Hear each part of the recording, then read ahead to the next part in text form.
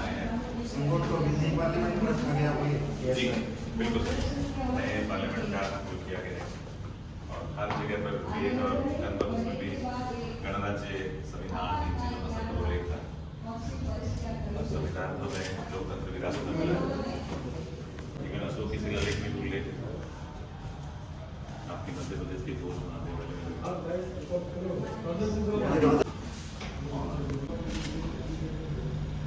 मंडपम परंपरा ही संस्कृति होती है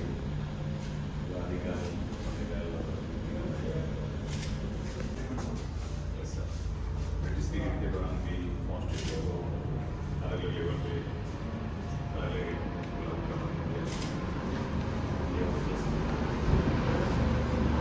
हमने सर अनिवार्य किया है कि हर विद्यार्थी सबको जो है उस हिसाब से अपना सेल्फी करेगा और ऑफिशियल पोर्टल उसको अपलोड करेगा कि वे वैचारिक तौर पर संविधान सर अभी 5 चुनाव हो गए सर।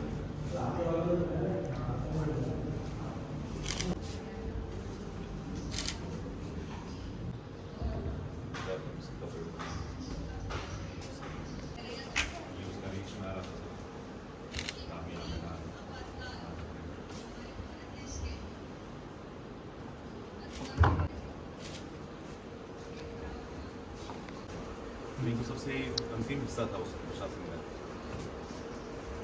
ये हमारे बर्थेर की घटना है सर सारी 1976 से इसलिए अभी भी उपद्रवी मानसिकता है लोकतंत्र के विप्लव में हिस्सा लेंगे। सबसे बड़ा तो ये काला काम इसमें खूब परिवर्तन किए गए, बेसिक जो फीचर्स थे हटा दिया गया। स्वर्ण पैनल बनाया गया था कांग्रेस के टाइम में, उसी में फंडामेंटल ड्यूटी वाला भी है।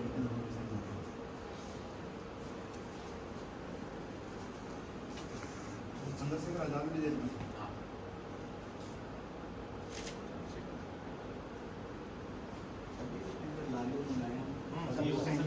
तभी जनता दल का जॉर्ज फर्नांडिस बाद में जाके रेल मंत्री बने, डिफेंस मिनिस्टर। ये बैचलर थे और सोशलिस्ट लीडर थे ये फ्राइडे की किसकी ह्यूमन राइट्स मिल करेंगे इसने जेल डायरी में काफी अच्छी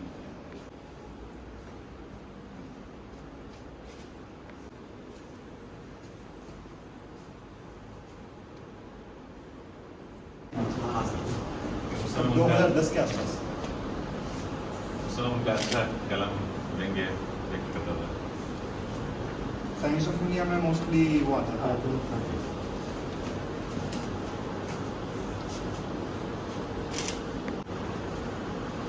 इसमें इनफैक्ट बाद में ये भी दिखाया गया है कि इंदिरा गांधी खुद भी लास्ट में इमरजेंसी के खिलाफ में थी, क्योंकि आपातकाल खुद एक काला नियम था और व्यवस्था थी तो खुद भी उसके शिकार बने।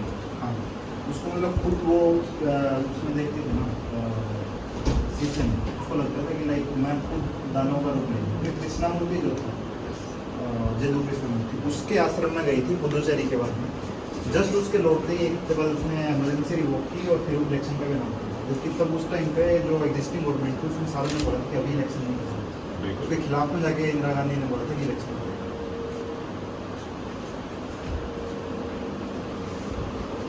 फोर वाले में सबसे अच्छा कर दिया सर, प्रधानमंत्री अकेला फैसला नहीं करेगा बल्कि कैबिनेट फैसला करेगा। 6 महीने पे ये बहुत आवश्यक है रिन्यूअल।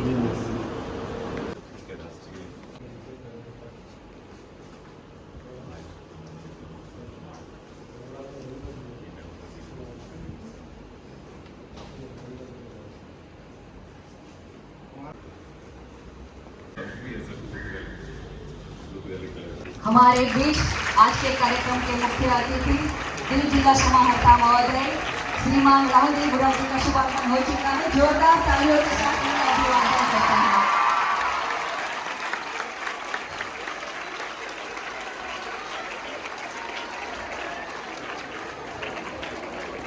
धन्यवाद। संविधान हत्या दिवस 2025।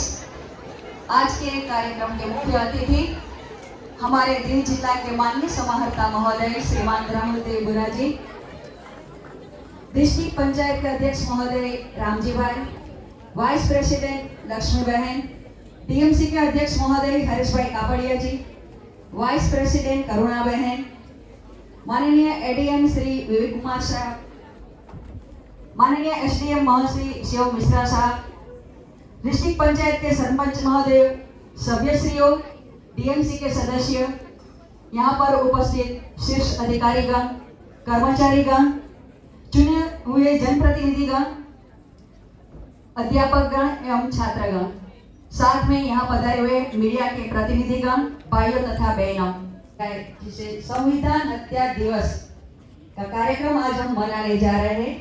मैं आज के कार्यक्रम के मुख्य अतिथि माननीय समाहर्ता महोदय श्री राहुल देव बुरा जी से नम्र अनुरोध करती हूँ कि आपके कर कमल द्वारा दीप प्राकट्य करके आज के कार्यक्रम का शुभारंभ करें।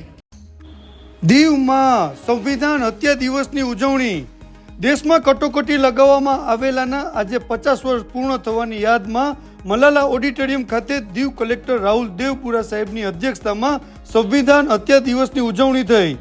કાર્યક્રમના પ્રારંભમાં 1975માં ઇમરજન્સી સમયમાં દેશમાં કેવા પ્રત્યાઘાતો પડ્યા, લોકોને કેટલી મુશ્કેલીનો સામનો કરવો પડ્યો તે સમયની તસવીરો પ્રદર્શનમાં મૂકવામાં આવી, જે કલેક્ટર સાહેબે નિહાળ્યા બાદ દીપ પ્રાગટ્ય અને પ્રશ્નોત્તરી સ્પર્ધા યોજાઈ। ત્યારબાદ વિદ્યાર્થીની તમન્નાએ સંવિધાન વિષય ઉપર ખૂબ જ સારી સ્પીચ આપી અને ત્યારબાદ દીવ કલેક્ટર રાહુલ દેવપુરા સાહેબે સંવિધાન શું છે, સંવિધાન હત્યા દિવસની ઉજવણીનું મહત્વ શું છે, ઇમરજન્સી કેવી રીતે લાગુ પડી, તેનાથી દેશને કેટલું નુકસાન થયું અને સંવિધાનથી મળતા ફંડામેન્ટલ રાઇટ વિશે જણાવ્યું અને પ્રશ્નોત્તરી સ્પર્ધામાં જવાબ આપનારા વિદ્યાર્થીઓને દીવ કલેક્ટર સાહેબ દ્વારા સન્માન કરાયા। ઇમરજન્સી 25 જૂન 1975ના રોજ થઈ, જે 21 મહિના સુધી રહી। તે સમયે તત્કાલીન વડાપ્રધાન ઇન્દિરા ગાંધીની સલાહ પ્રમાણે રાષ્ટ્રપતિ ફખરુદ્દીન અલી અહેમદે ભારતીય સંવિધાનની ધારા 352 અંતર્ગત ઇમરજન્સીની ઘોષણા કરી હતી। ભારત દેશના ઇતિહાસમાં આ સમયને સૌથી વધારે વિવાદાસ્પદ સમય માનવામાં આવે છે। ઇમરજન્સી હટાવી લેવાયા બાદ લોકસભાની ચૂંટણીઓ થઈ। એ વખતે ઇન્દિરા ગાંધીની આગેવાની હેઠળ કોંગ્રેસ પક્ષને હારનો સામનો કરવો પડ્યો। जब देश में कुछ अनचाही विशेष परिस्थितियां उत्पन्न हो जाती है तो राष्ट्रीय आपातकाल की घोषणा भी करनी पड़ती है। आज से 50 साल पूर्व 25 जून 1975 में तत्कालीन केंद्र सरकार द्वारा पूरे भारत देश में राष्ट्रीय आपातकाल घोषित किया गया था। 1975 का आपातकाल लोकतांत्रिक व्यवस्था पर सबसे बड़ा हमला माना जाता है। आज का दिन उन सब लोगों को श्रद्धांजलि देने का दिन है जिन्होंने आपातकाल दौरान गरीब पीड़ा को सहन किया था। आइए आज के दिन पर हम आपको कुछ प्रश्नोत्तरी करेंगे।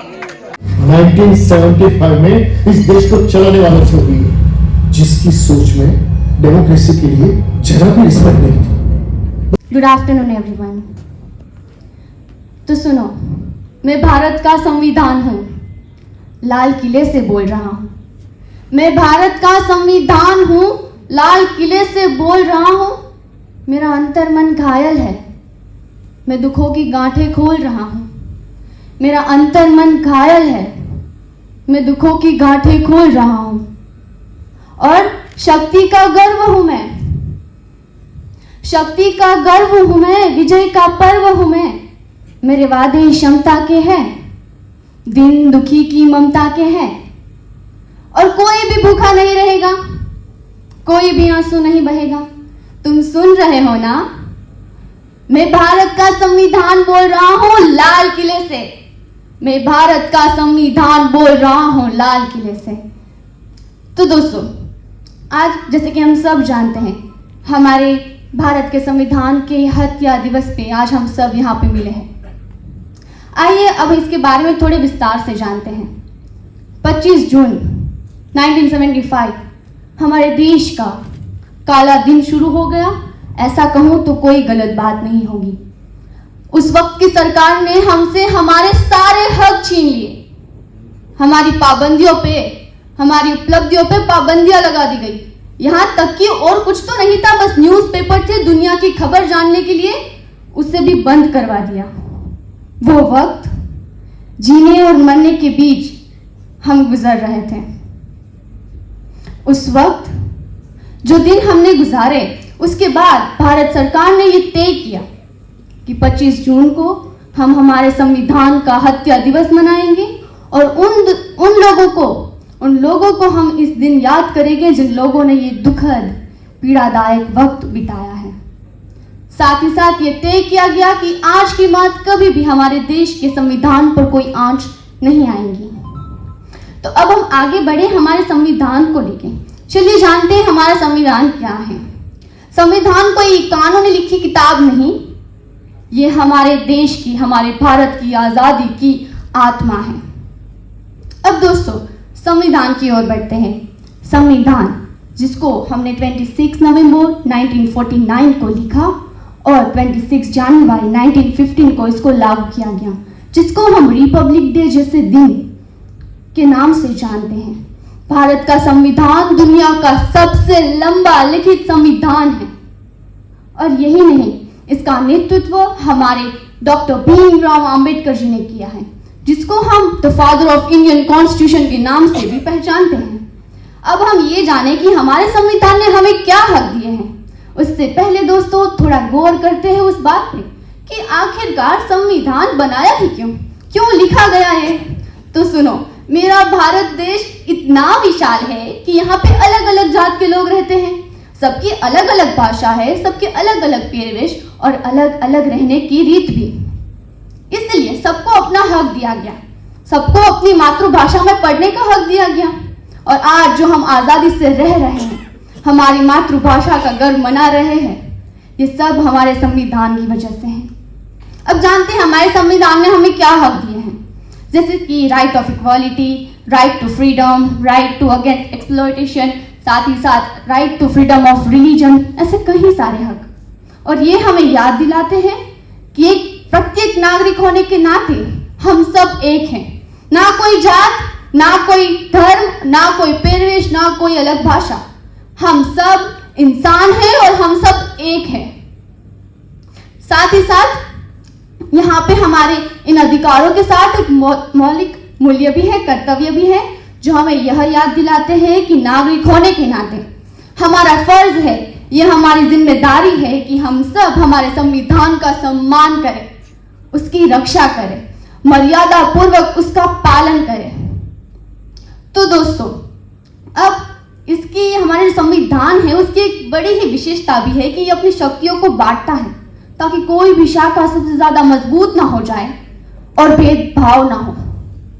इसीलिए हमारे यहाँ पे गवर्नमेंट स्ट्रक्चर भी दिखाए गए हैं, साथ ही साथ प्रेसिडेंट, प्राइम मिनिस्टर, और यहाँ पे बात करें तो हमारे स्टेट ऑफ गवर्नमेंट के कार्यों और उनकी जिम्मेदारियों को भी दर्शाता है।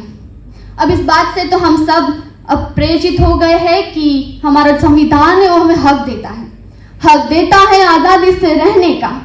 मेरा संविधान हक देता है मुझे आज़ादी से रहने का, हो रहा हो कुछ गलत तो आवाज बुलंद करके कहने का।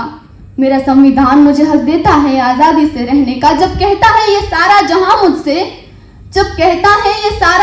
मुझसे कि तुम लड़की हो ये तुम्हारा काम नहीं, संविधान पीछे से आता है, हाथ थामता है और कहता है मुझसे, लड़का लड़की नहीं, तुम सबसे पहले इंसान हो। तो आइए दोस्तों हम सब भी साथ मिलकर हमारे संविधान का सम्मान करें, उसकी रक्षा करें, क्योंकि ये हमारा फर्ज है। तो आइए हम प्रार्थना करें कि आज की बात कभी भी हमारे संविधान पे कोई भी आंच ना आए, और लोग कुछ भी कहे तुम याद रखना कि नात जात धर्म से पहले हम सब एक इंसान हैं। Thank you so much. मैं यहाँ पर मौजूद सभी जनप्रतिनिधिगण, district panchayat president, DMC president, सारे councillors, sarpanches, ADM, SDM and जितने भी प्यारे बच्चे आए हैं यहाँ पे स्कूल कॉलेज से मिला के, सभी को यहाँ पर पहुँचने पर बधाई देता हूँ। एंड आज का जो दिन है, जो आपको सीखने को मिल रहा है, उसको सीखने के लिए आपको भी बहुत बहुत बधाई देता हूँ। सबसे पहले तो जो छात्रा ने बताया एंड देन उसके बाद में GNLU के स्टूडेंट ने बताया। तो आपको बेसिकली किसी भी चीज़ को समझने के लिए 3-4 चीज़ें सीखने की होती है कि what, when, where and how.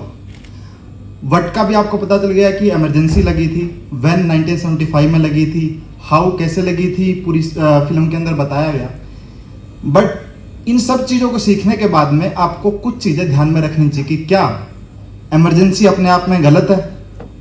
अगर इमरजेंसी अपने आप में गलत थी तो उसको हमने प्रीएम्बल में क्यों डाला है? वो स्टार्टिंग में प्रीएम्बल में होनी ही नहीं चाहिए थी।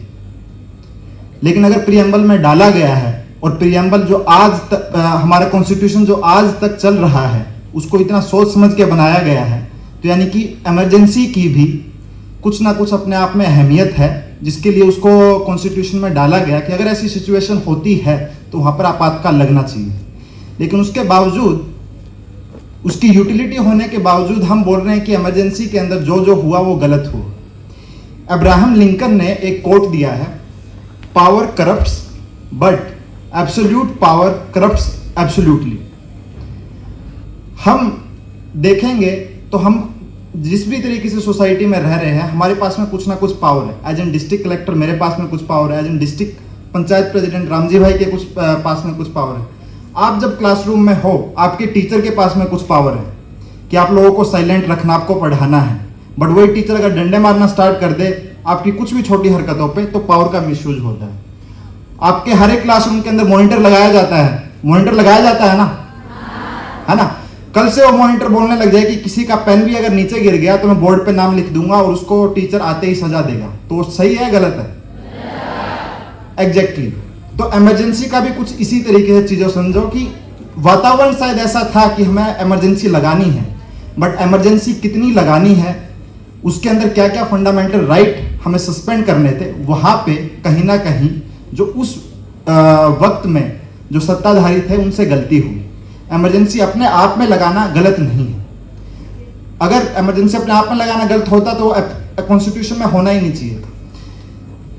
सेकेंड चीज जो कि अगर संविधान में देखा जाए, संविधान की हत्या हुई है, कई लोग कुछ चीजों को मिसकंसेप्टली मिसअंडरस्टूड भी करते हैं। संविधान ने हमें फंडामेंटल राइट दिए हैं, उसके साथ साथ में फंडामेंटल ड्यूटीज भी दी है।